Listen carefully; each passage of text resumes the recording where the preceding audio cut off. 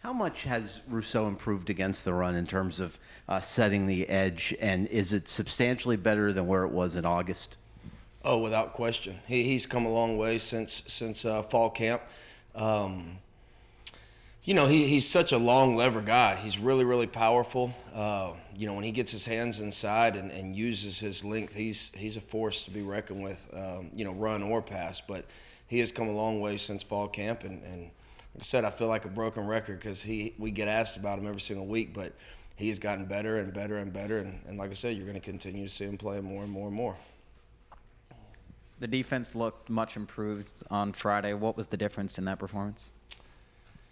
I think accountability. I think there's a great deal of pride in that room.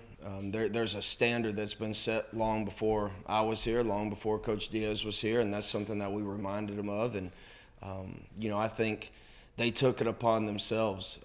Really impressed with some of the leadership that came forward last week, and just the amount of focus and attention to detail. It was very evident, in my opinion, the day before the game. We do, a players coaching players deal, and it was one of the best I've ever seen in my career. Very focused, very serious, very detailed throughout that process. So had a good feeling, going into it Friday night.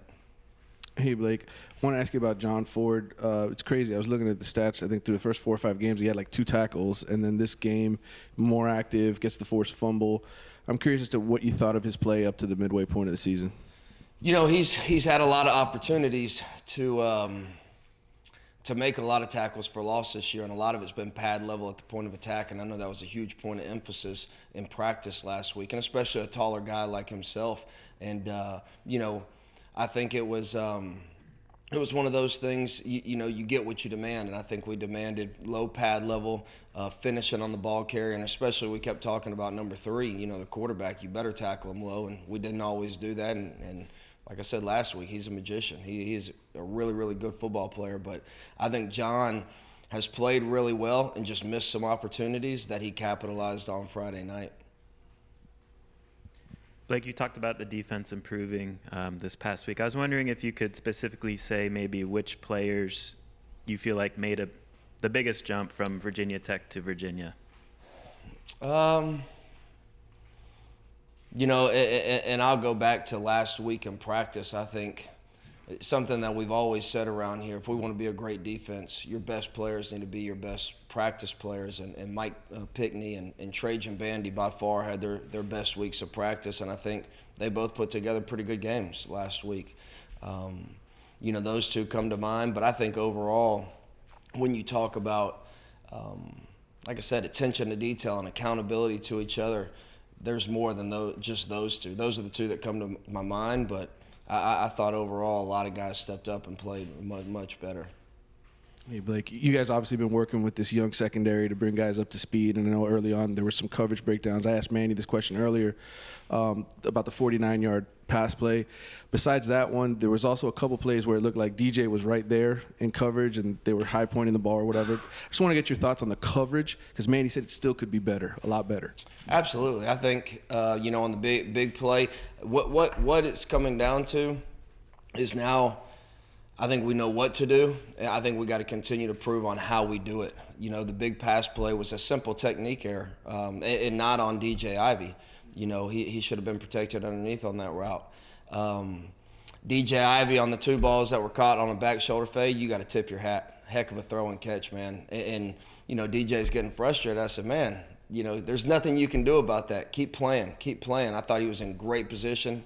He played both those balls just like we coach it to, and they made 2 really, really good plays on that. But, yeah, we got to continue to refine our technique. We're still, in my opinion, we're far away from being the defense we want to be. And, now I think it's more of the technique. We used to struggle on sometimes what to do. I think we know what to do now. Now we got to continue and getting better how we do it.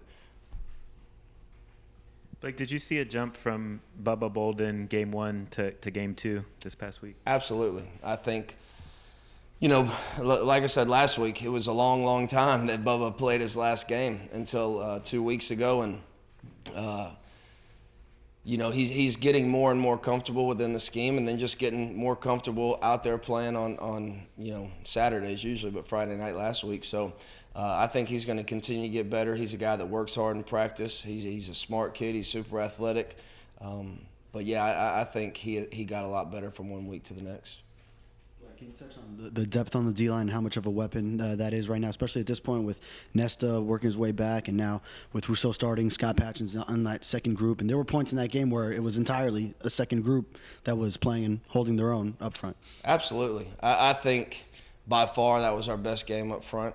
You know, they were challenged last week, and I think they rose up to the occasion. And it's something that we've talked about, you know, really since preseason camp, but I think they kind of put it together. And you know, I couldn't be more proud of Jade. And it's what I've talked about. When he comes back, he adds another dimension, a spark, a nastiness, you know, to our D-line. And I think those guys feed off of that. And then the Greg Rousseau getting better. I mean, John Ford making those plays that maybe he didn't make, you know, that we just talked about.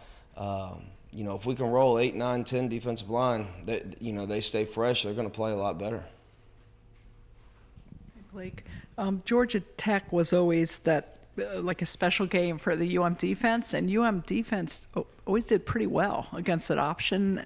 Now it's all different. So, and Georgia Tech obviously isn't doing that well. What do you prepare for now? Is there anything tough that you're going up against?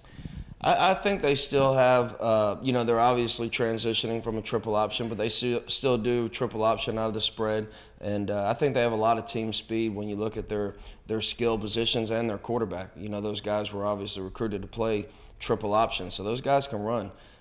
We got to do a good job making sure we you know where they're at and do a good job tackling when we get around them. 2 more questions for Coach Baker. You mentioned accountability a lot, and how do you sort of define that, and what does that look like when you're watching?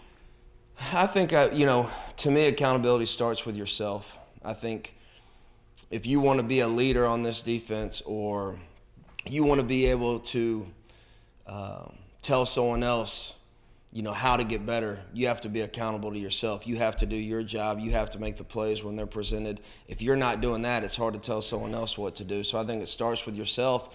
And then once you you know, build confidence in yourself and your teammates start trusting you and have confidence in you, now you can use your voice and you know, be a player, run defense. So I think we're getting closer to that. But that's really where I see accountability, starting with yourself and then on to your teammates once you've proven that you can be accountable to yourself. I know obviously we heard about McLeod wanting to redshirt. I'm curious, you guys are now at the midpoint. I'm wondering how many other freshmen or young guys that you look at and say, okay, we're trying to see if we can redshirt them possibly by the end of the year. Oh, I'm trying to think. 3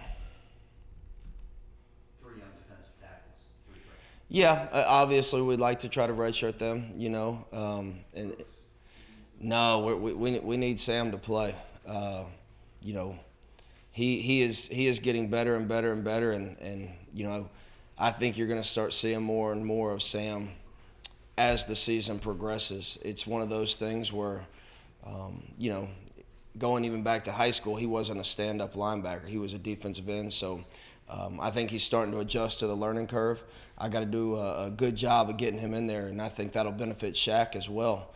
But we need Sam, and Sam's been getting better and better every single week. Although we're not seeing it on Saturdays per se, we're seeing it, you know, throughout the week. And I think Sam Brooks is going to have a really, really bright future here. But we're going to play Sam this year. All right, thanks a lot, everybody. Appreciate it. Thank you.